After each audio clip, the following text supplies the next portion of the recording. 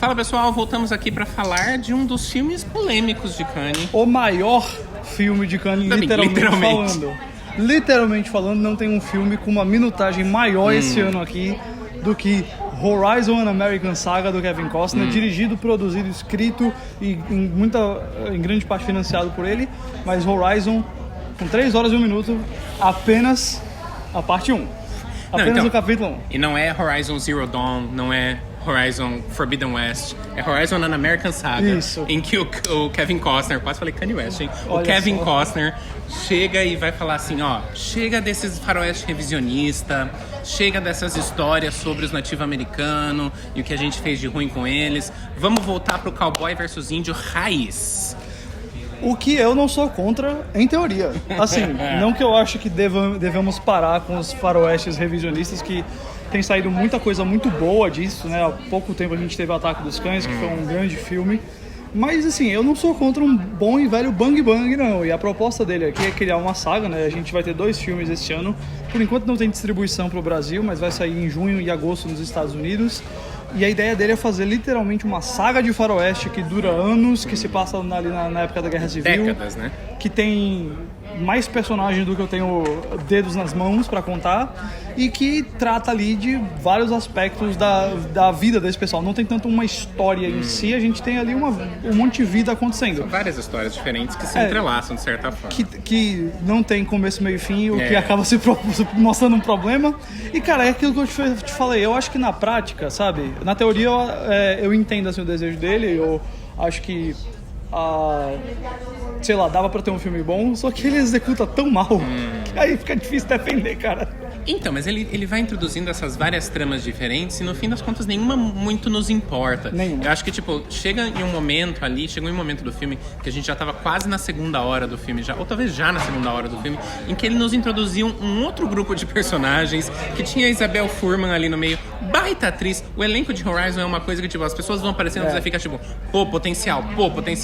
E nenhum potencial é bem desenvolvido. Não. Eu acho que os personagens estão ali por estar. Eu acho que muitos deles são uma realização de uma vaidade. Inclusive o próprio personagem do Costner. E todos eles, tipo, seguram os atores, deixam os atores muito travados dentro da grande história em que eles estão participando. A gente tem um filme que tem vários núcleos, né? Um deles envolve uma família, uma mãe e filha, na verdade, que fogem da sua pequena cidadezinha depois que um grupo de nativos americanos incendeia a cidade. A gente tem um outro grupo que é onde o Kevin Costner tá, que é ele e uma personagem interpretada pela Abby Lee, que estão fugindo aí de 2 irmãos que estão caçando por razões nunca explicadas nesse filme a personagem da Abby Lee.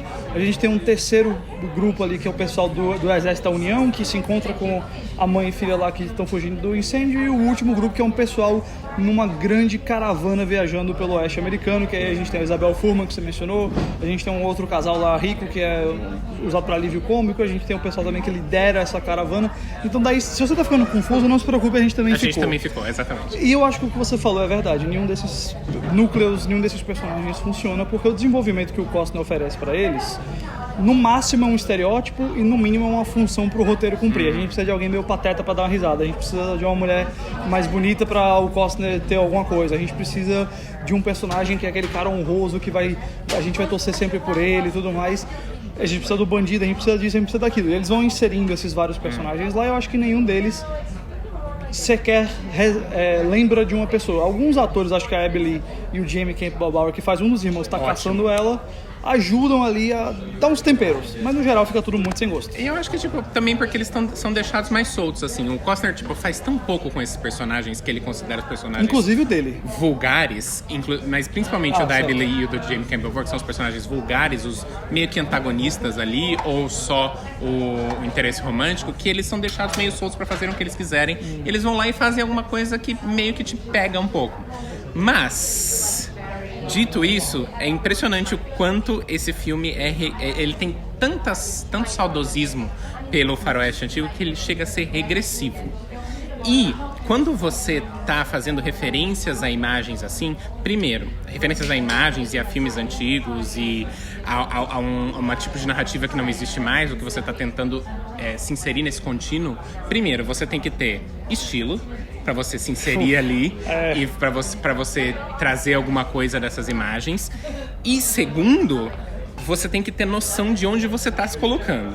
Eu acho que o Horizon, ele é um filme apagado esteticamente.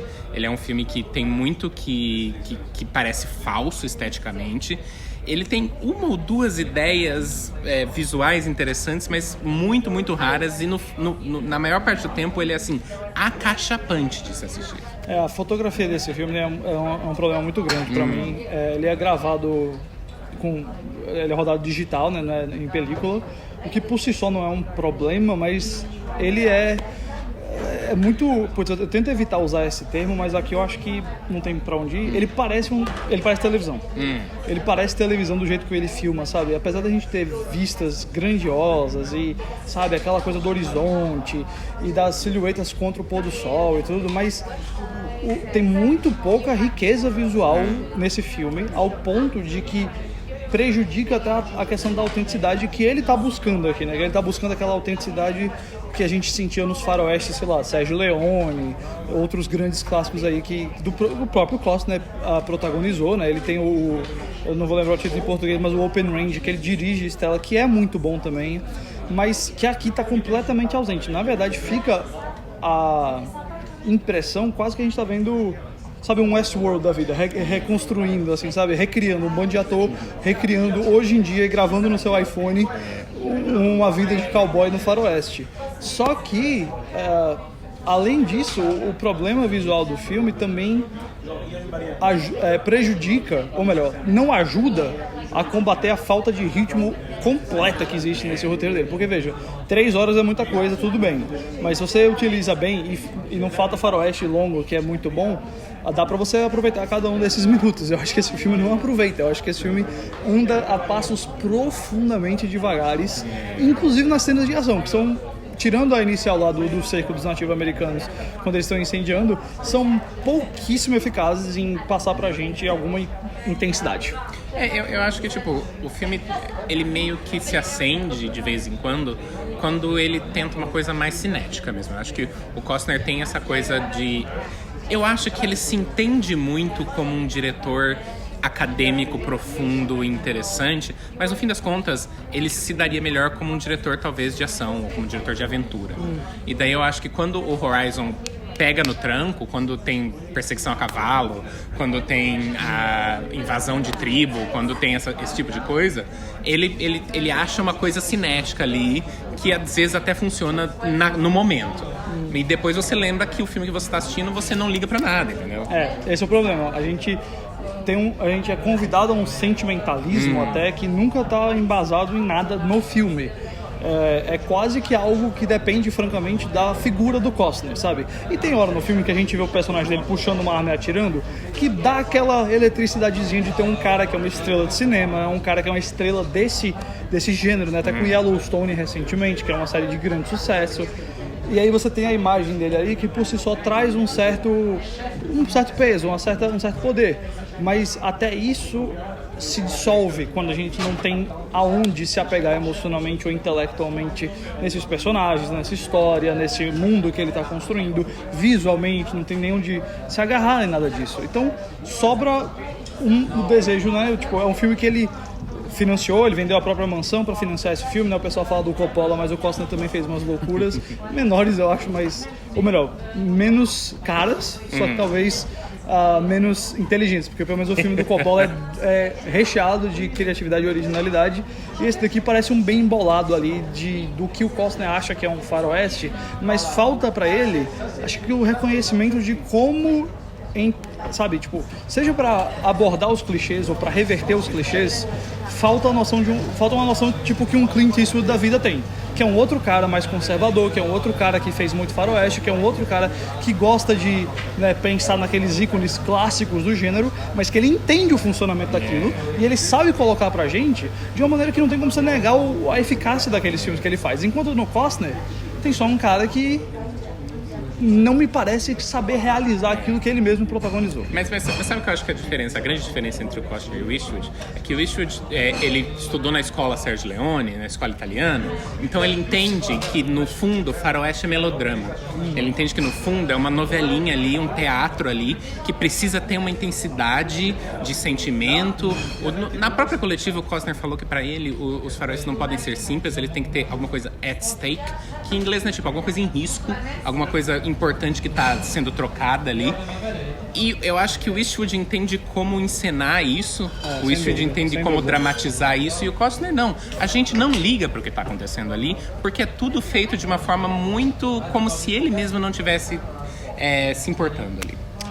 Bom, ele vai se importar com a conta bancária dele se esse filme der errado, como, sei lá, fora do Texas. Mas o segundo tá pronto, né? Bom, ele quer filmar o 3 e o 4 esse ano pra lançar ano que vem, mas enfim, né, fora do Texas, fora de Montana, eu não sei como é que vai ser a bilheteria desse filme, não. E, bom, por enquanto ele tá só para os Estados Unidos e alguns países na Europa, mas... É isso, eu acho que foi uma decepção, assim, no sentido de que eu não tava achando que ia ser nada grandioso, mas... Pô, eu gosto do Costner, gosto do... Sabe, até... Algumas temporadas do Yellowstone até encarei por conta dele, mas aqui simplesmente não surou. Quer ir pros ovos? Então... Vamos pros ovos, que eu acredito que vão ser muitos poucos, gente. Eu vou...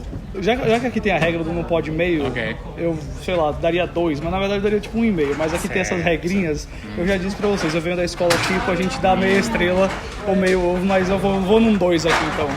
Pra mim é um ovo, gente. Pra mim, tipo, tem uma ou duas coisas que me puxaram pra esse filme, mas foi muito breve, pra um filme muito longo, pra um filme que, tipo, muito majoritariamente eu não me importei com ele. Então, pra mim, é só um ovo, não tem como. Tá bom. Quem sabe no próximo a gente tem... Quem sabe na parte 2. Quem sabe na parte 2. Nunca Sempre se tem sabe. a esperança. Nunca sabe. Valeu, pessoal. Até a próxima. Falou, até mais.